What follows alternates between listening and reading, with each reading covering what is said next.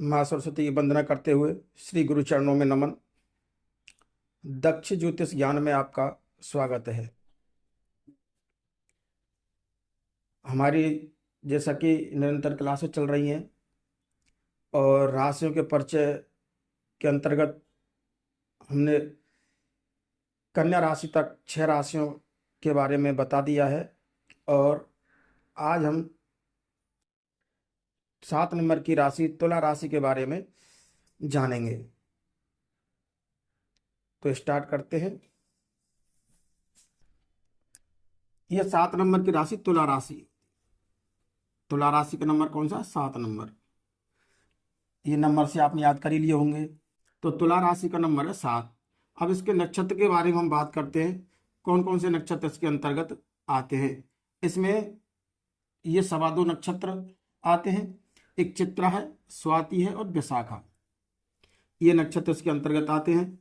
और चित्रा का चरण कौन सा है? तृतीय और चतुर्थ चरण चित्रा का आता है। और स्वाति का प्रथम, द्वितीय, तृतीय और चतुर्थ चरण, और विशाखा का प्रथम, द्वितीय और तृतीय चरण। इस प्रकार ये हो जाते 1 2 3 4 5 6 7 8 और 9 चरण। ये 9 चरण हो गए। अब इसके जो नामाक्षर है, नाम के कौन कौन से अक्षर आते हैं इसके अंतर्गत, ये भी देख लेते हैं साथ ही साथ। अब देखते हैं कि नामाक्षर के अंतर्गत चित्रा का जो तीसरा चरण है उसका रा, चौथे चरण का री। इसी प्रकार स्वाति के प्रथम चरण का रू, द्वितीय चरण का रे, तृतीय चरण का रो और चतुर्थ चरण का ता। और विशाखा के प्रथम चरण का टी, द्वितीय चरण का तू और तृतीय चरण का ते। इस प्रकार ये भी कुल मिलाकर 9 नामाक्षर होते हैं। इसके नाम के 9 अक्षर होते हैं जिनसे इनको मिलाकर के तुला राशि होती है। अब बात करते हैं कि स्वामी के बारे में, कि तुला राशि का कौन सा स्वामी है। इनका शुक्रदेव तुला राशि का स्वामी होता है। और जो इनके ग्रह देवता हैं यानी जो इष्ट देव हैं तुला राशि के, वो है महालक्ष्मी और दुर्गा देवी। महालक्ष्मी और दुर्गा देवी तुला राशि के ग्रह देवता माने गए हैं। अब तत्व की बात करते हैं तो ये वायु तत्व की राशि मानी गई है। वायु तत्व के अंतर्गत आती है। जो हमने तत्वों के बारे में आपको बता दिया था पहले, तो उन्हीं में से ये तत्व है वायु तत्व के बारे में। अब इनका जो भाग्य का अंक है, भाग्यांक है 6, 15, 24 और 33। ये इनके भाग्यांक होते हैं। और 42, 51, 60 ये इनके भाग्यांक होते हैं। अब राशि चिन्ह जो है, अब इस राशि का चिन्ह क्या है? ये तराजू होता है, यानी तुला। तुला का मतलब तराजू। और इसका जो शुभ दिन है वो शुक्रवार माना जाता है। शुक्रवार के दिन, क्यों? शुक्रवार का भगवान भृगु का वार होता है, शुक्रवार का वार होता है, इसलिए इसका तुला राशि का जो स्वामी है शुक्रवार है। इस कारण से का दिन, शुभ दिन जो है शुक्रवार होता है। अब इसकी मित्र राशि के बारे में बात करते हैं तो मिथुन और कुंभ राशि के अंतर्गत ये अच्छी मित्रता मानी गई है। अब इसकी शत्रु राशि कौन सी है? तो सिंह और धनु इसकी शत्रु राशि मानी गई है। शत्रु राशि के जो अंतर्गत आती हैं वो सिंह और धनु राशि आती हैं। 5 नंबर और 9 नंबर की राशि जिसे कहते हैं। अब संज्ञक की बात करते हैं तो संज्ञक के अंतर्गत ये चर संज्ञक है। चर संज्ञक राशि है। संज्ञक में भी हमने पहले बता चुके हैं कि चर, स्थिर और द्वैस्वभाव, ये 3 संज्ञा होती हैं तो राशियों की। तो उनके अंतर्गत ये प्रथम चर संज्ञक राशि मानी गई है। अब राशि की दिशा की बात करते हैं तो ये पश्चिम दिशा में बलवती होती है। पश्चिम दिशा का इसको स्वामित्व मिला हुआ है। अब विवाह व साझेदारी, तो इस राशि की जो विवाह व साझेदारी कुंभ राशि के अंतर्गत मानी गई है। और शुभरत्न जो है इनका हीरा माना गया है। हीरा को इनका शुभरत्न माना गया है इस राशि का। और जो शुभ रंग है वो हरा होता है, इनका हरा शुभ रंग माना गया है। अब इसका जो वासस्थान है, इसका जो निवास स्थान है तुला राशि का, वह नगर के बाजार एवं मंडियों के अंतर्गत इसका माना जाए। क्यों? कि बाजार के नगरों में ही तुला यानी तराजू रहती है और मंडियों में भी तुला रहती है, यानी तराजू का निवास स्थान माना गया है। अब इसके शारीरिक गठन के बारे में बात करते हैं कि इस तुला राशि का शारीरिक गठन कैसा होता है। ये जो जातक है मध्यम अथवा लंबा कद होता है इनका। किन्हीं का मध्यम कद भी मिलता है और किन्हीं का लंबा कद भी माना जाता है। अब ये श्वेत और सुंदर यानी इनका जो वर्ण है सफेद और सुंदर वर्ण होता है। सौम्य एवं हंसमुख प्रकृति के ये लोग होते हैं और इनका जो चेहरा है वो अंडाकार होता है। अधिकांश लोगों के गाल पर डिंपल बनते हैं। ये जो जब ये हंसते हैं ना तो आपने देखा होगा कि इनके गाल पर एक गड्ढा बन जाता है, उसे डिंपल कहते हैं। अधिकांश लोगों के ये चीज हंसने पर या बोलने पर तो इनके गाल पर डिंपल बन जाता है। अब इनके स्वभाव और आदत के बारे में बात करते हैं हम, उनके बारे में जान लेते हैं कि स्वभाव और आदत कैसी हुआ होती है इनकी। तो ये ईमानदार होते हैं, मिलनसार होते हैं, न्यायप्रिय, हंसमुख स्वभाव होता है इनका, व्यवहारशील होते हैं एवं नीति के अनुसार ये कार्य करने वाले होते हैं। क्यों नीति के अनुसार ये कार्य करते हैं, अनीति इनको पसंद नहीं है। और विपरीत लिंग के प्रति ये विशेष आकर्षण लिए हुए होते हैं। रहन सहन के तरीके राशि होते हैं इनके एवं प्रभावपूर्ण होते हैं। मानसिक एवं कल्पना शक्ति इनकी प्रबल होती है। इनकी जो मानसिक शक्ति है, जो कल्पना शक्ति है, सदैव कल्पना में ही अधिक उड़े रहते हैं, जो इनकी कल्पना शक्ति अधिक प्रबल रहती है। अब ये लोग विपरीत लिंग के प्रति विशेष आकर्षण लिए हुए होते हैं, या अपने विपरीत लिंग के प्रति इनका आकर्षण अधिक बना हुआ रहता है। किसी भी कार्य में साझेदारी इनको पसंद नहीं है, मतलब साझे का कार्य इनको पसंद कम आता है। अकेला ही कार्य करना अधिक पसंद करते हैं और अकेले किसी कार्य में उत्कृष्टता नहीं दिखा सकते। अब ये क्या है कि किसी को भी कार्य में ये अकेले ही किसी कार्य को कर नहीं सकते। खुश मिजाज होते हैं, झगड़े से दूर रहते हैं, झगड़ा इनको कतई पसंद नहीं है। खरीदारी के शौकीन होते हैं, क्यों कि ये नई नई खरीदारी करने के अधिक शौकीन होते हैं। लेकिन इनमें एक गुण अवश्य पाया जाता है कि पैसे बचाने में भी सक्षम होते हैं, खर्च भी करते हैं लेकिन समझ से।